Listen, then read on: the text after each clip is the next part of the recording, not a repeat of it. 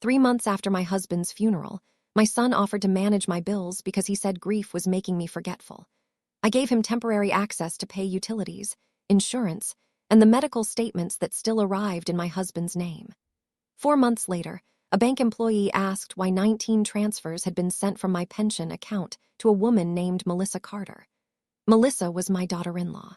The first transfer had been made 2 weeks before my son ever offered to help me. By then, more than $31,000 was gone, and my son had already told the family I could no longer understand money. My name is Margaret Carter. I was 68 and had spent 32 years managing a public school cafeteria. I had balanced food budgets, payroll sheets, supplier invoices, and hundreds of daily meals without losing track of a dollar.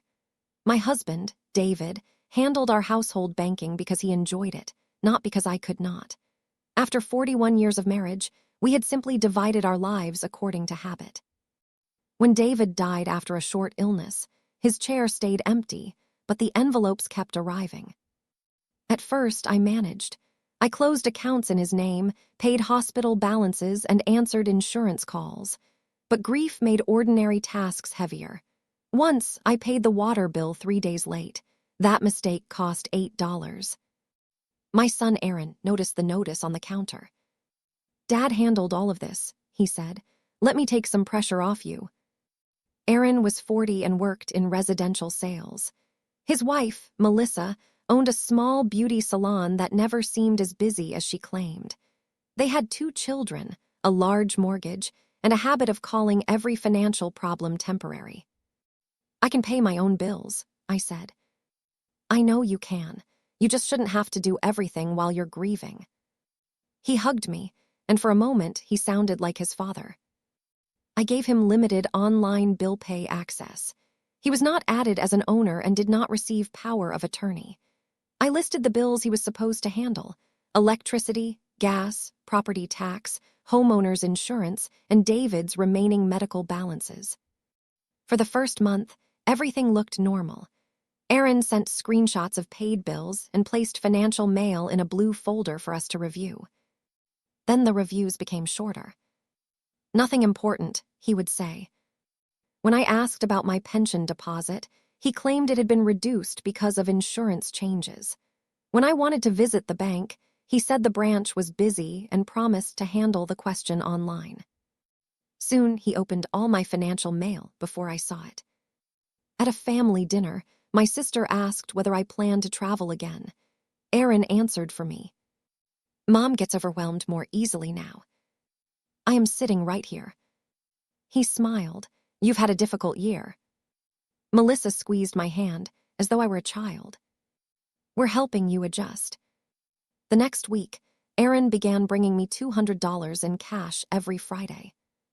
"What is this?" "Spending money. From my own account. It's easier if you don't have to keep track of cards and online purchases. My pension is not an allowance." He laughed, but I did not. That was when I realized he had stopped helping me manage my money. He had started deciding how much of it I was allowed to use. I called the bank myself. The next morning, I drove to the branch without telling Aaron. A bank employee named Denise Walker met me in a small office and printed my recent activity. "Mrs. Carter, do you recognize these recurring transfers?" There were 19. Some were labeled home support, others said care expenses. Every payment had gone to Melissa Carter. Melissa is my son's wife. "What care has she been providing?" "None." Denise quietly closed the office door. The transfers totaled $31,600. The first had been made 2 weeks before Aaron offered to help me. It started with $400, then $800.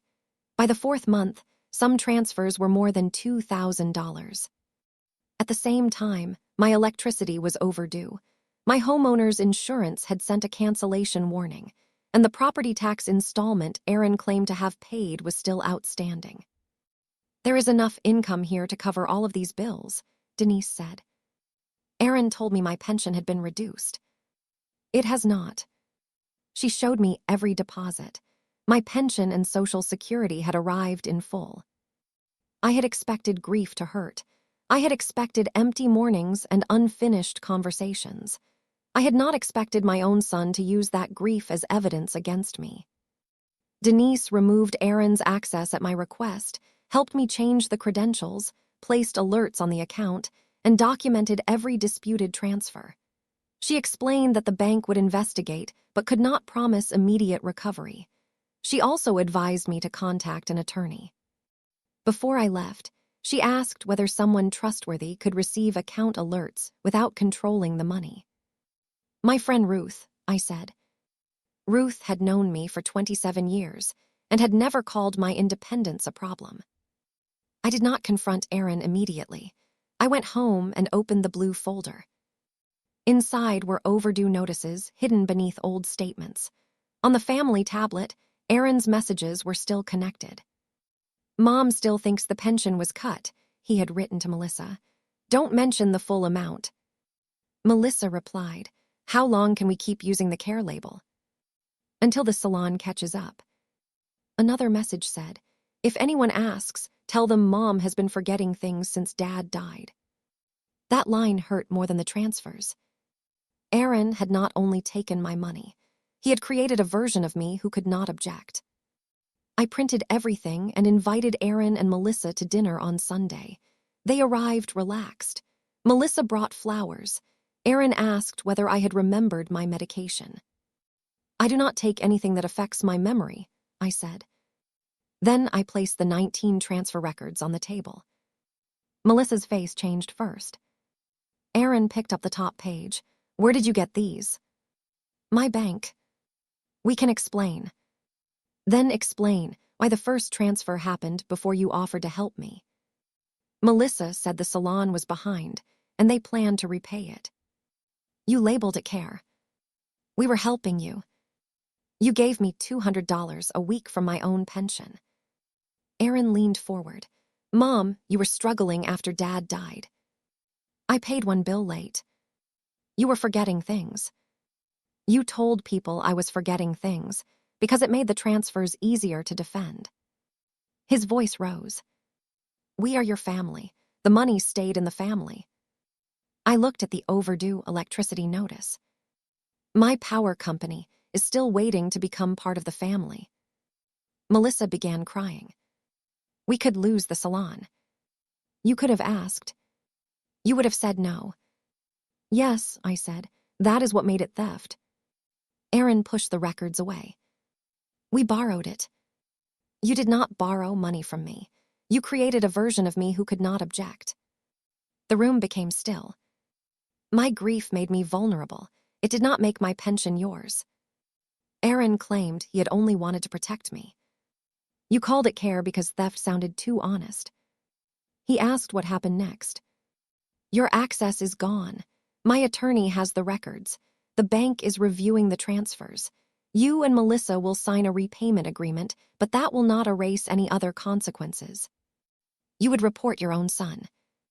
You reported me to the family as incapable before anyone asked." Melissa whispered, "What will you tell everyone?" "The truth." The next day, I called my sister, Ruth, and my adult grandchildren. I showed them the records before Aaron could call it confusion. My granddaughter stared at the transfers. "Dad told us you were giving them money." I was not. Aaron and Melissa signed a repayment agreement through my attorney. The bank recovered part of the most recent transfers while the older ones remained under review. Melissa sold salon equipment, Aaron took additional work, and monthly repayments began. Trust did not return with the first check.